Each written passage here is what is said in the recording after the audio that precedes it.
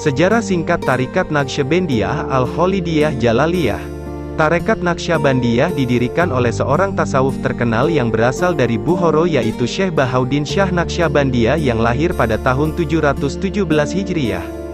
Tarekat ini dijadikan bukan hanya sebagai pengembangan ilmu Islam yang memiliki cara-cara tertentu di setiap bagiannya, tetapi memiliki tujuan yang sama, yaitu tetap beribadah dan mengamalkan ajarannya di jalan Allah dan semata-mata karena Allah Subhanahu wa Ta'ala.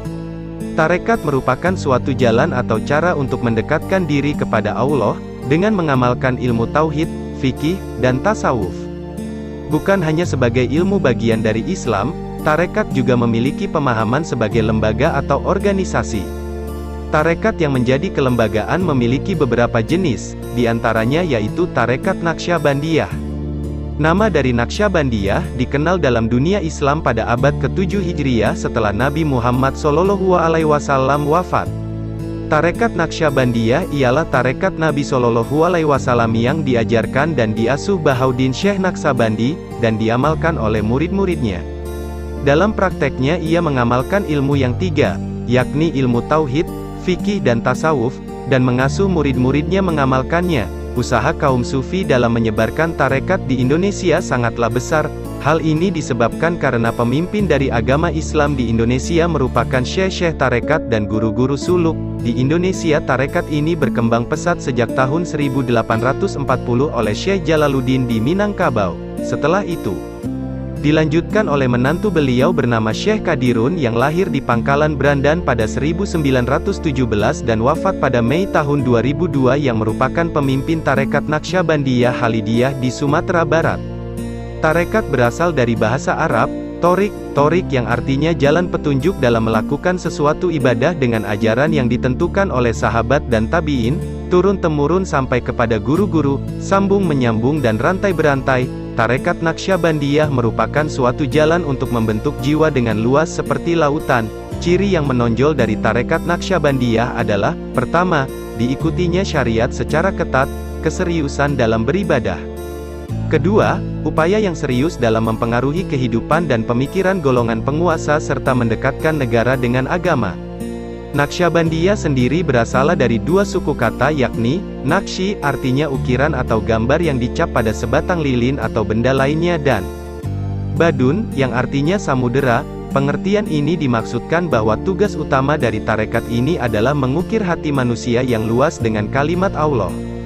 Dr. Syekh Buya Salman Daim mendirikan juga memimpin Tarekat Naqsyabandiyah Al-Khalidiyah Jalaliyah yang berpusat di Desa Bandar Tinggi sejak tahun 1960 pada bulan Januari, dan mendirikan Rumah Suluk pada tahun 1970 sebagai tempat ibadah bagi para pengikut tarekat, juga untuk mengembangkan ajaran Tarekat Naqsyabandiyah, sekaligus sebagai pusat perkembangan Tarekat Naqsyabandiyah Al-Khalidiyah Jalaliyah.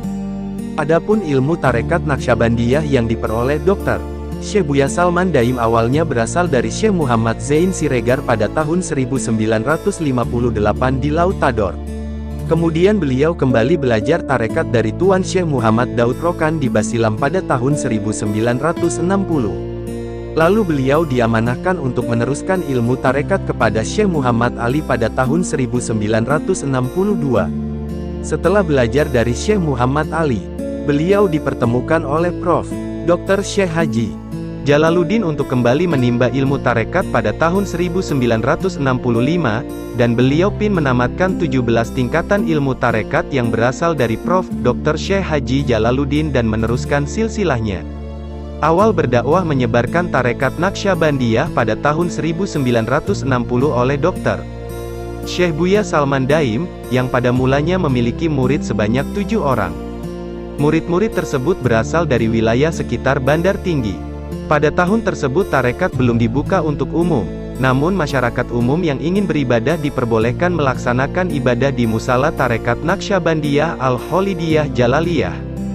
Adapun ilmu tarekat yang dikembangkan oleh Tarekat Naqsyabandiyah Al-Khalidiyah Jalaliyah yang dipimpin oleh Dr. Syekh Buya Salman Daim ini ialah ilmu fikih dengan mazhab Imam Syafi'i dan 3 imam lainnya, ilmu tauhid dengan mazhab Abu Hasan al-Asy'ari dan ilmu tasawuf dengan mazhab Junaid al-Baghdadi dan Bahauddin al-Bukhari Naqsyabandi.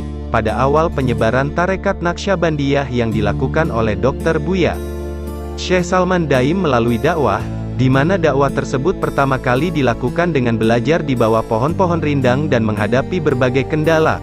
Pada umumnya kendala yang dialami merupakan masalah dana dan juga alat transportasi untuk berdakwah. Selain itu kendala lain di tempat dakwah merupakan kehidupan warga yang lebih mengutamakan kehidupan duniawi. Setelah berkeliling ke daerah-daerah untuk berdakwah menyebarkan tarekat Naqsyabandiyah Al-Khalidiyah Jalaliyah, yang pada awalnya antara desa dengan desa. Kemudian perlahan berkembang antara kabupaten dengan kabupaten hingga lebih luas lagi penyebaran dakwah yang dilakukan hingga ke mancanegara seperti Singapura, Thailand, Barus dan lain-lain. Sehingga untuk memudahkan para pengikut tarekat melakukan kegiatan ibadah salah satunya ialah ibadah suluk maka dibangunlah rumah ibadah suluk di setiap daerah yang memiliki banyak pengikut dari tarekat yang dipimpin oleh Dr.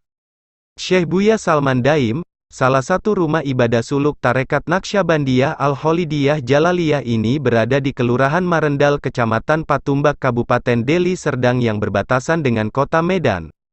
Rumah ibadah suluk ini berdiri di atas tanah seluas lebih kurang 2 hektar yang mana tanah yang digunakan untuk membangun rumah ibadah suluk ini merupakan tanah bekas lahan perkebunan yang dikelola oleh PT PN 2 atau dulunya merupakan lahan PT PN 9.